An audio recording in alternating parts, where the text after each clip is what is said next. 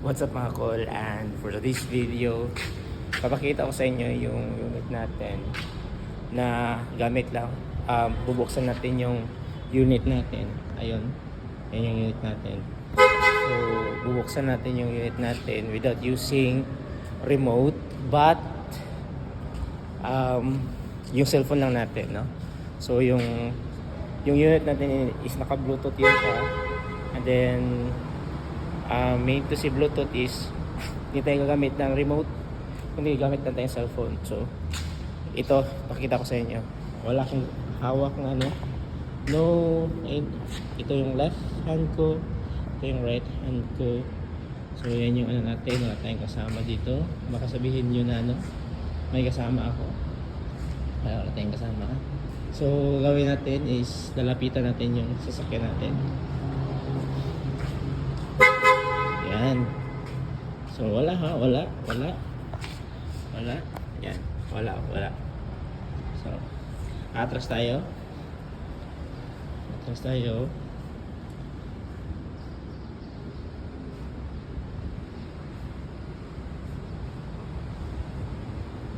5 meters distance ito ba sa siya mag lalak. Lalak yun siya. Tutunog yan siya. Yan. Mas lapit tayo ulit. Unlock.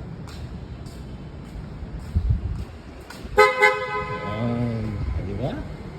Ganyan naka-high-tech yung unit natin. So open tayo. Make sure wala tayong kasama dito. Sabihin nyo may kasama ka dyan. Wala din dyan. So yan mga call. Naka-push na ito. Push button start. So once i-unlock siya, mag-iilaw yung push button niya. So paanda rin natin. Yan. Okay. Then tapakan yung brake. So high-tech na masyado ito mga call. Para na ito kagaya sa mga commercial cars natin.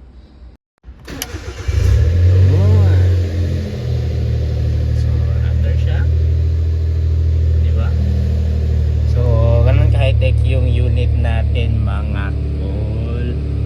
So, diba? So, nandito kami sa Davao ngayon because nag-visit ng family, and then also mag-ano din kami mamaya, mamasyal to experience Davao. So, bala kong pumunta kay Dudong Lagan Surplus para tawag dito, basta may ipatingin sa kanya, kaso hindi na enough sa time namin, and then medyo malayo siya dito sa Davao, yung sa kanila sa Carmen. So yun, baka next time na lang siguro.